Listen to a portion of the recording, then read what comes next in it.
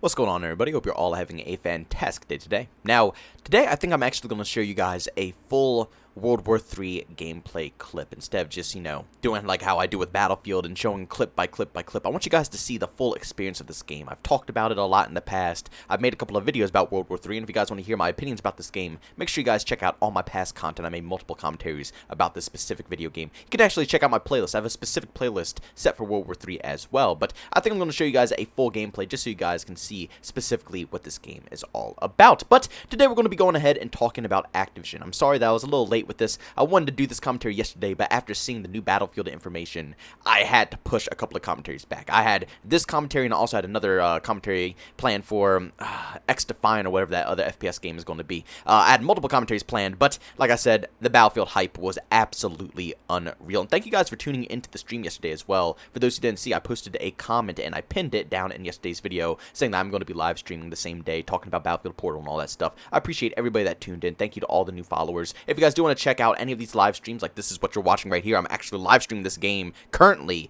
talking to you guys, playing with you guys, discussing stuff with you guys, talking about Battlefield, World War III, the future of Call of Duty, all that stuff. We are talking and having a good time over on Twitch. So if you guys want to check that stuff out, make sure you go down into the link in the description. But enough with the rambling, let's move straight into the commentary. Now today we're going to be discussing a lawsuit that has been held against Activision. And this is a very beefy lawsuit. A lot of people are going to be saying, oh, who cares? They've had so many lawsuits in the past, but this one is a lot worse than you could possibly think. Now, hang in here with me. I'm going to be reading through the whole lawsuit here. Not the whole lawsuit, but the key points that I want you guys to know about because this is the most interesting details in the whole lawsuit. I'm going to read through it all and then we're going to discuss it afterwards. But it starts off by saying defendants have also fostered a frat boy workplace culture that continues to thrive. In the office, women are subjected to cube crawls in which male employees drink copious amounts of alcohol as they crawl their way through various cubicles in the office and often engage in inappropriate behavior towards female employees.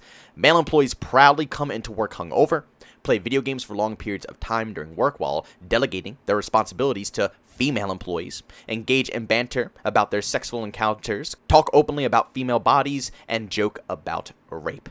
Not good at all. Then it goes on to say, in another example, a female employee who worked at Blizzard Entertainment was assigned to a lower level, denied equal pay, and passed over for a promotion despite multiple factors that suggested she earned it. 1, highly rated performance reviews. 2, she generated significantly more revenue in her marketing campaigns than her male counterpart.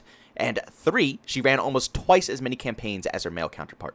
Despite her accomplishments, her male counterpart was invited to have monthly or weekly one-on-one meetings with the vice president. She was not afforded these same opportunities, and unsurprisingly, was passed over for a promotion in favor of her male counterpart. Then it goes on and says, similarly, other female employees at Blizzard Entertainment were assigned to lower-level roles, denied equal pay, and further delayed or passed over for promotions in favor of male counterparts who lacked the same experience or qualifications, but who were friends with the male head of the unit. So basically they're saying that females who have went to school, got their degree, grinded their asses off for all that work, time, and money into college that they put through, they have been denied because some random guy who plays the video games a little bit with his buddy who's, at the head of Activision, they get in instead.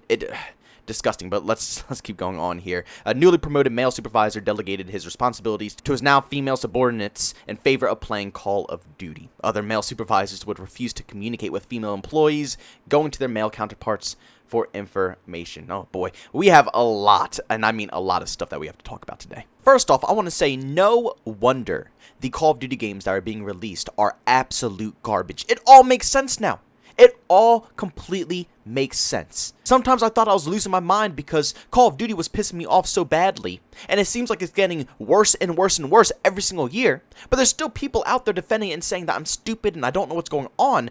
But in my eyes, being a hardcore Call of Duty fan, someone who played the OGs like Call of Duty 4, World at War, Modern Warfare 2, Black Ops 1, Black Ops 2, all the truly OG Call of Duty games, and seeing what they're producing now, something never felt right. And it never did. And it makes sense now. If the male employees are coming into work completely hungover, playing video games for long periods of time, instead of doing the work they're supposed to be doing, instead of working on the game, fixing the bugs, making sure it's a polished off experience, instead of doing all that stuff, they're playing other games for long periods of times, and then they also just push all of their work off to the female employees, which cuts the workforce in half. Not only is it overwhelming all the female employees who are working at Blizzard Entertainment who have their own jobs to worry about, but like I just said, instead of having all those people who are supposed to be working on the game, they're not doing it. They're pushing the workload over to the females apparently, which means they have doubled the work, which means that they're going to be stressed out and they're not going to be able to produce a game that they care about.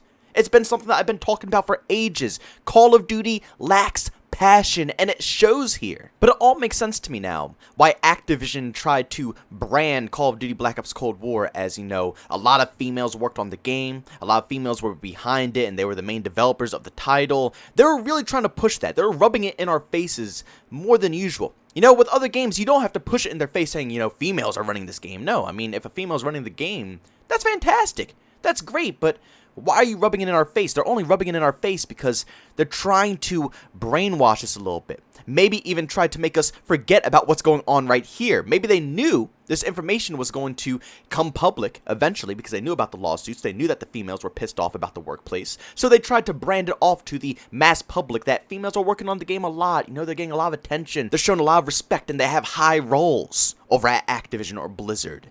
When in reality, they don't. It was just a cover-up. It was all a bunch of lies because, showing right here in this lawsuit, women are treated like utter crap. I mean, guys are sitting here doing cube crawls. I mean, what the hell, cube crawls? Bro, look, this is your job, okay? There's a certain level of professional pride you have to take in your work. Me personally, I've always had pride, no matter where I worked. Even when I used to work at McDonald's, I took pride in my work. Not only is that how you keep your job, but that's how you please the customers. For example, if you're a private business owner, you want your customers to see you as a respectable business. If they walk into your business and they see you cube crawling around as you're a grown-ass man in your late 20s, probably early 30s working over at Blizzard, and they see you doing that, do you think they're going to want to buy your product? Do you really think they're going to want to come back and see what you have to say? No. Even when it comes to YouTube creation, my YouTube career right here, I take this completely serious. I am very professional when it comes to all the content that I create, all the streams that I do. I take it very seriously because it rubs off on you guys. If you guys look at me as some childish guy, nobody would show me any respect. Nobody would watch my content. And yes, there are some people out there who think all I do is whine and complain, but the mass majority of you guys do understand who I am. You guys understand how much passion I have in this grind, and you guys continuously come back.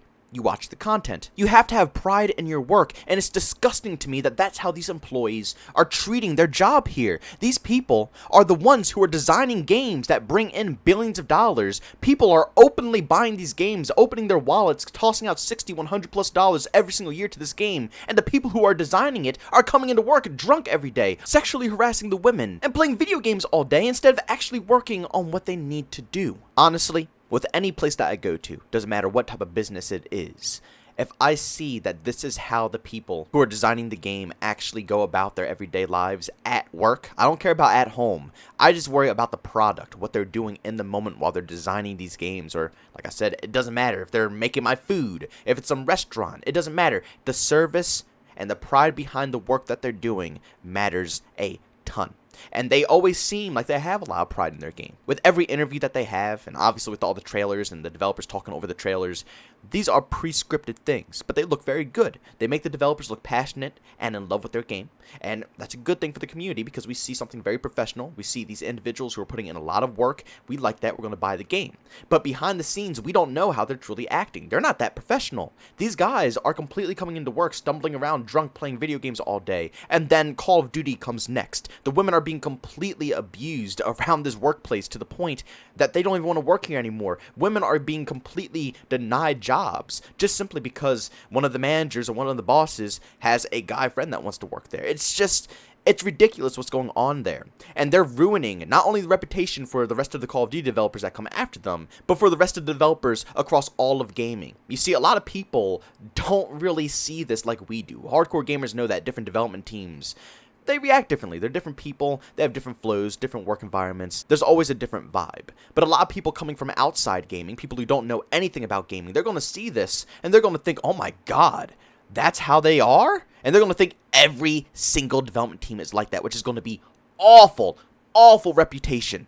Horrible reputation for the gaming community. They're only making us take 50 steps backwards after we're fighting so hard to make gaming a relevant thing in everyday life. So I'm completely disgusted. I am ashamed to even call myself a Call of Duty fan right now. It's going to take a minute to see what they can do here. Like I said, in this state, how we saw Black Ops Cold War launch, and how this news is releasing about Call of Duty developers and their workplace, Call of Duty Vanguard is going to be crap. I'm already telling you, it's going to be crap. Especially seeing how Battlefield Portal and just regular Battlefield 2042 is coming in to play. Halo Infinite free to play, SM2 mod. Dude, seriously. There's no point. It's no point. I'm probably going to just completely ignore Call of Duty for a year and see how they do next year because, I mean, they've really disappointed me this time around. But guys, thanks so much for tuning into this video. If you enjoyed it, make sure to leave a like. By all means, if you hate it, leave a dislike. Also, if you're brand new and you enjoy the content, subscribe and hit that notification button. Also, if you want to chat with me, there's 2 ways to do so. I have a Twitter and a Discord. Both those links are down in the description. And also, if you want to catch me live streams of video games, I do over on Twitch. Link to that is in the description as well. But guys, thanks so much for tuning in. See you all next one. Peace out.